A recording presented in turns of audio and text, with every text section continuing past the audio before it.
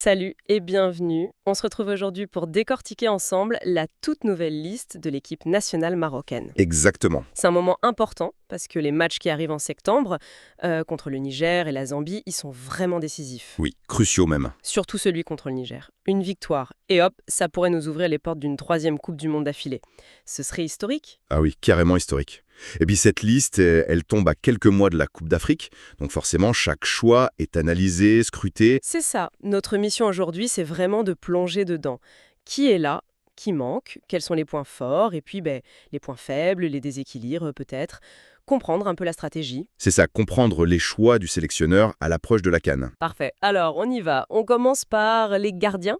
Allons-y. Bon, là, pas de grosse surprise, hein. Yacine Bounou, Munir Mohamedi, les deux piliers sont là. Leur expérience, elle est incontestable. Oui, pour les numéros 1 et 2, il n'y a pas vraiment de débat, c'est clair. Bounou, c'est le titulaire. Munir, même si sa saison en club était peut-être un peu moins flamboyante, on va dire, il reste logiquement le numéro 2. Voilà. Non, là où ça discute un peu plus, c'est sur le troisième choix.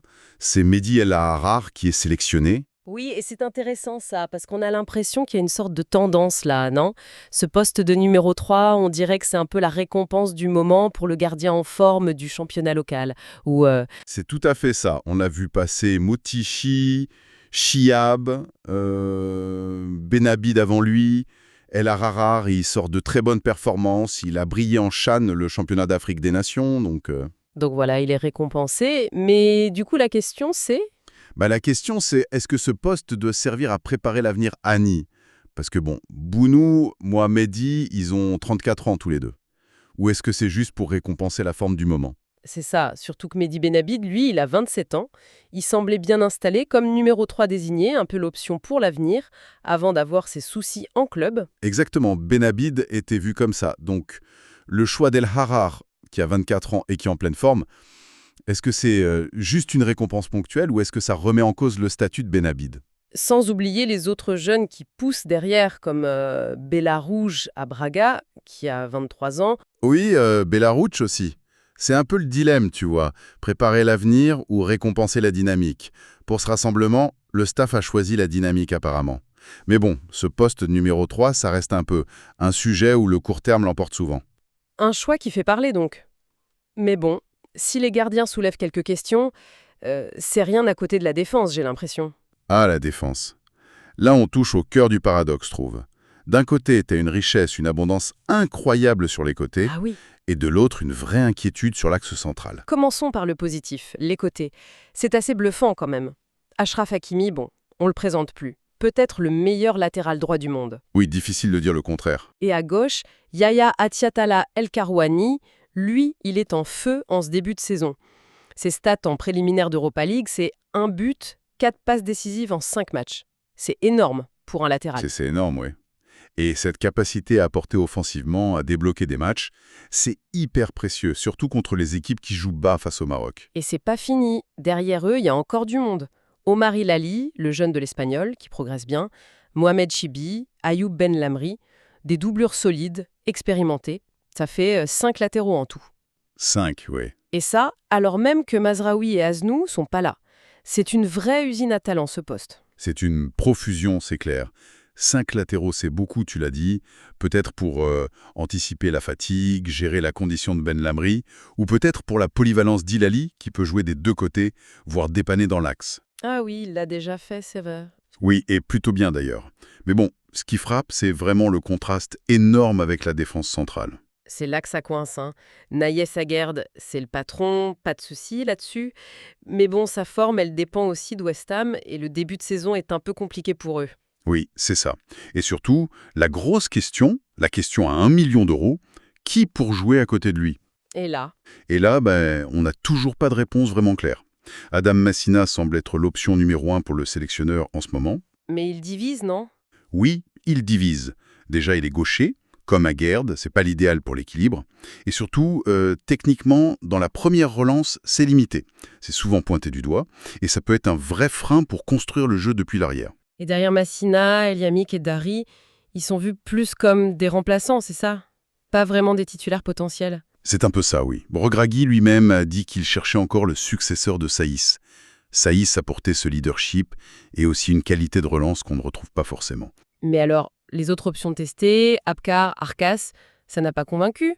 Ou pas eu assez de temps? Apparemment pas assez ou pas totalement. On a même parlé de repositionner Hilali ou El Azouzi, dont on parlera tout à l'heure.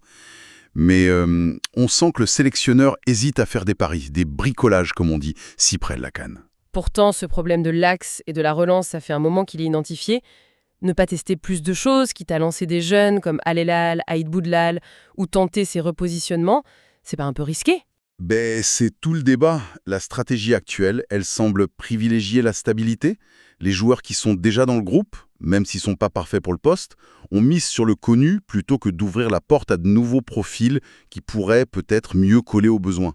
C'est prudent, peut-être trop prudent pour certains. Et cette question de la relance, de la construction, ça nous amène tout droit au milieu de terrain. Là aussi, il y a du neuf, mais il y a aussi des choix qui interrogent, notamment au poste de numéro 6, la sentinelle. Oui, la sélection d'Oussama El Azouzi, elle surprend un peu quand même.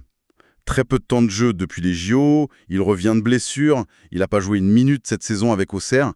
C'est un pari. C'est un gros pari, oui. Et on se demande pourquoi lui et pas d'autres qui sont plus en jambes.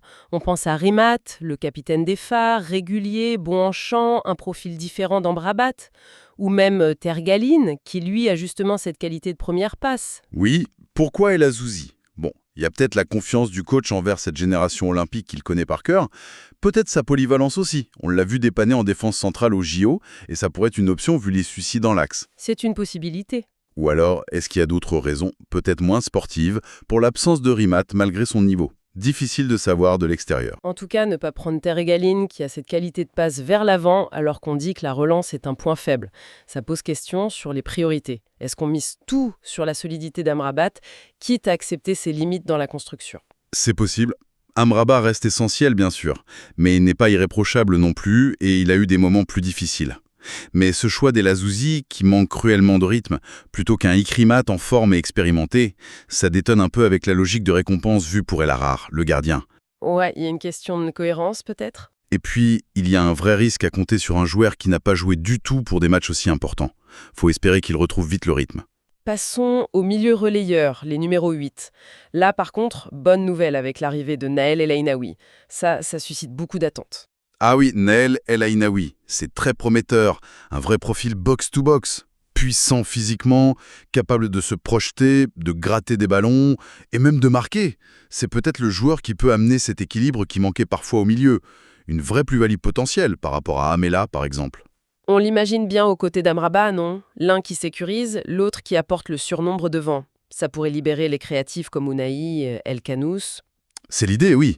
Le souci, c'est que, justement, ces créatifs, ils sont un peu dans le flou en ce moment. Azzedine Ounahi, il vient d'arriver à Gérone, il lui faudra du temps pour s'intégrer, retrouver son top niveau après une période compliquée. Sa sélection immédiate, c'est un signe de confiance, mais bon. Il aurait peut-être eu besoin de se poser dans son nouveau club d'abord. Certains le pensent, oui. Et puis, il y a le cas Bilal El Khanous. Ça, c'est préoccupant. Il faut absolument qu'il trouve un club avant la fin du mercato pour jouer. S'il reste à Genk sans jouer... Ce serait très mauvais pour sa progression. Très mauvais, oui. Heureusement, derrière, il y a Saïbari, il y a Ben Seguir, qui offrent des solutions polyvalentes. Mais bon, même si El Ainaoui, c'est une super nouvelle, il y a quand même pas mal d'incertitudes sur la forme et le temps de jeu de plusieurs joueurs clés au milieu, à quelques mois de la CAN. On termine avec l'attaque. Devant, en pointe, on a l'embarras du choix, on dirait. Mais sur les ailes, c'est peut-être un peu plus incertain. C'est un peu ça. En pointe, 4 joueurs appelés. En Esseri, El Kaabi, Edjaman, Sendali. 4, c'est beaucoup. Oui, pourquoi autant? Bonne question. Surtout pour un seul poste, normalement. Ayoub El Kaabi, lui, il marche sur l'eau en ce moment, forme étincelante. C'est sans doute le numéro 1 actuel. Clairement. En Esseri, ça reste une valeur sûre, l'expérience, un profil différent. Mais derrière eux, Sandadi marque peu ces temps-ci. Et Jaman a une situation compliquée en club. Du coup, est-ce qu'il fallait vraiment les appeler tous les 4? Certains regrettent de ne pas voir Mounsef Mlioui, par exemple. Il a été bon en CHAN, il est performant en championnat, il connaît le foot africain. Ça aurait pas été plus logique basé sur la forme? C'est l'éternel débat, hein. La hiérarchie, le potentiel supposé contre la forme du moment. Pour la CAN, c'est sûr, il n'y en aura que 3. Pourquoi 4 maintenant? Pour les évaluer? Pour penser à jouer à 2 pointes parfois? Ou juste par sécurité? Mais bon, ne pas récompenser Mlivui alors qu'on récompense El Ara, ça peut paraître un peu... Contradictoire. Et les ailiers alors? Là, il y a du talent, c'est sûr, mais il y a aussi pas mal de points d'interrogation. Oui, tout à fait. Brahim Diaz, est-ce que son rôle de joker au Real suffit pour être au top en sélection? Ilyas Komash, il revient de blessure, il manque de rythme. Encore un pari sur le potentiel, comme El Azouzi. C'est ça. Puis Talbi et Adli. Ils sont talentueux, mais ils découvrent la première ligue, la sélection. Faut voir comment ils s'adaptent. Talbi a montré de belles choses pour ses débuts, c'est vrai. Adli doit confirmer. Mais on note quand même qu'il manque un vrai ailier gauche de métier, non? Même si Ben Seghir peut jouer là. Oui, il manque un gaucher naturel sur l'aile.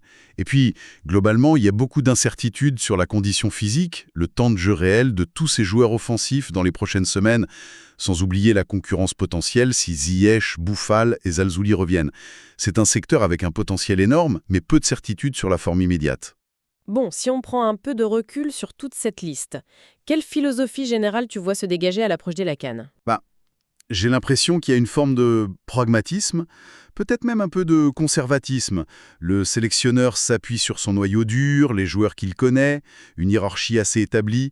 Il privilégie la solidité défensive, quitte à faire des compromis sur la fluidité de la construction, la relance. On retrouve les points faibles dont on a parlé, hein? Ce déséquilibre entre les côtés et l'axe central. Exactement. Les doutes sur la forme de certains joueurs clés au milieu, en attaque. Le poste de numéro 6, le partenaire d'Aguerd. La vraie question, c'est de savoir si cette approche, basée sur la continuité, le familier, c'est la bonne à quelques mois de la CAN.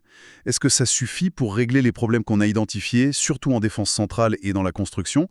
Ou est-ce qu'il manque un peu d'audace, une réticence à tester des solutions nouvelles qui pourraient justement apporter des réponses? Non. On mise sur leur potentiel, mais est-ce compatible avec l'urgence de la préparation? C'est un pari. Clairement. Le pari qu'ils vont vite retrouver le rythme et que le groupe actuel, avec ses forces et ses faiblesses, sera suffisant. Mais ça laisse un doute sur la capacité de l'équipe à passer un cap, surtout face aux meilleures équipes africaines. Donc si on résume, des certitudes relatives chez les gardiens, 1 et 2, et sur les côtés défensifs.